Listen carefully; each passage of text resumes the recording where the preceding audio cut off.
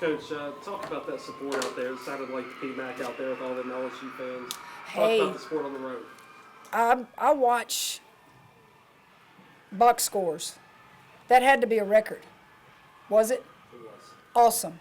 It was awesome for Ole Miss. It was awesome for LSU. It was awesome for the SEC. And I don't know if they came to see us, but so be it. It was good. A great atmosphere, and the Ole Miss fans need to keep doing that. You have a good team. You have a team that was Sweet 16 last year. They play hard, but most importantly, they play defense, and I love that. Coach, Reed. Coach, what did you see from Michaela tonight? A freshman that's not afraid of the big time. A freshman that I'm glad that 3 went in on that fast break. I guess, that's the new generation. They want to shoot the 3 instead of going in there for a layup, but I guess she's going to say, Coach, I saw Angel running the floor. It's going to get my miss if it didn't go in. Just a young lady that's very talented, and it was good to, actually for me to see her in her first SEC road game, knowing that she was going to see older players and she was going to have to guard older players. I thought she did good. I thought, as you saw, we're not a polished product, but we can score the ball. We scored 84 points, and really, I didn't think we had a great game. But when you have 5 players that, if you look at the box score, they all shot about the same amount of shots, and you had 5 that were in double figures. I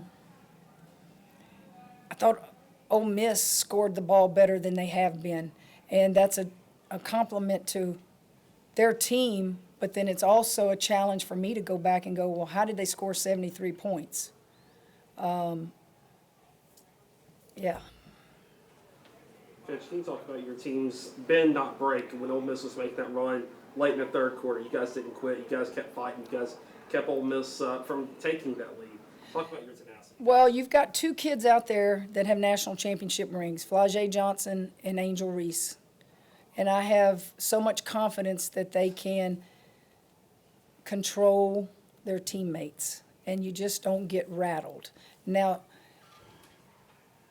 you've got 2 others that have been in college 3 and 4 years that are transfers, so I'm sure they've been in big games too. Other than Michaela being a freshman, the rest of them are pretty experienced players. They view that crowd, and this is what competitors do, they view that crowd as their crowd. That crowd came to see us. And when you have that mindset, the louder it gets, you kind of block it out. That doesn't factor into anything that goes on the floor. But yeah, kudos to Ole Miss. I thought it was a good competitive game today. Right there. Coach, obviously some nice things about Ole Miss you just said there. I'm curious, what do you view kind of as the next step for them, maybe getting over the hump in some of these games against elite opposition? I can't be fair in assessing that and saying that because I'm not at practice every day. I can only talk to you about the job that's being done here based upon me watching film of them.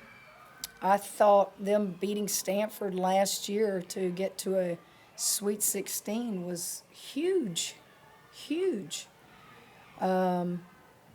So keep doing what you're doing. I think they're doing it the right way, and just keep recruiting, keep making them play defense. She has my heart because these young coaches, some of them have never been taught a lick on how to teach defense. And I just respect the heck out of how hard they play defensively.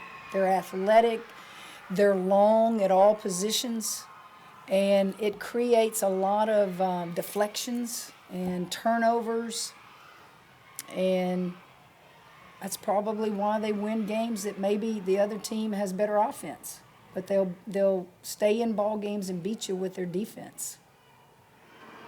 Reed. Coach, it felt like it was really a challenge to score in the paint tonight. Why was it such a challenge, and how do you think you handled that challenge? I don't know that I would say it was a challenge to score in the paint. Maybe we didn't go into the paint as much because if you look at shot attempts, you had pretty much 17 by Angel, 13 Morrow. Well, they got your two most shots attempts, and then you go 12, 11, 12 with Flau'jae, Haley, and Michaela. So it's kind of balanced. It might have been we went in there and they deflected it or they blocked it, or we just missed the bucket. Yeah, it was physical, and we weathered the storm when they cut it. And I will say this: we're leading the country in free throw attempts, and they're 7th. And I think they got to the foul line more in that third quarter. That may have cut the lead quite a bit, is that we allowed them to get to the foul line by fouling and putting them at the foul line too quickly and too many times in the third quarter. Got time for maybe one more in here before we switch over to Zoom, if anybody's got one. We'll switch over to Zoom right now, guys. Morgan, unmute them as they have questions, please.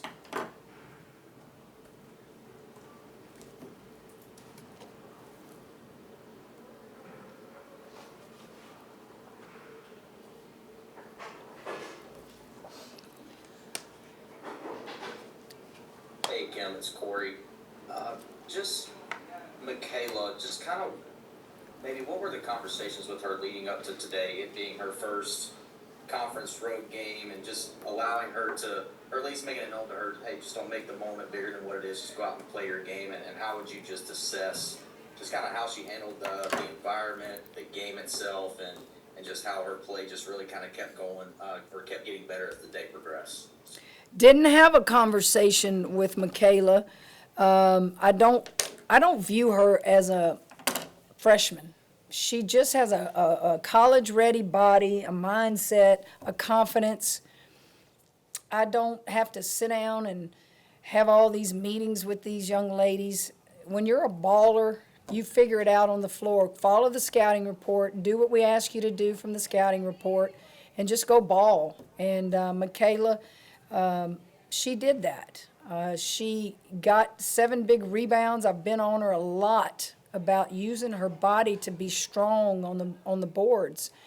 And after the first quarter, when we were only up 3, I kept telling her and Flau'jae, y'all got to get in there and help Angel and Morrow. Y'all got to battle in there.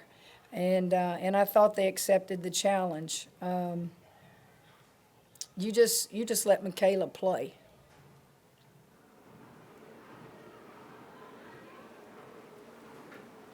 Hey Coach, Matthew Bruni here.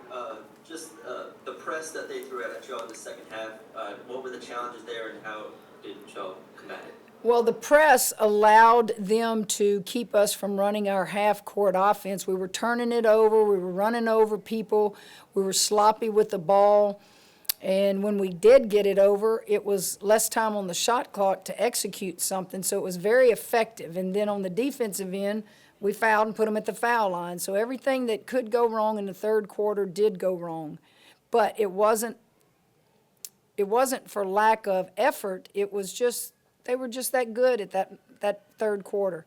But it was effective. Got to talk to Haley about 7 turnovers.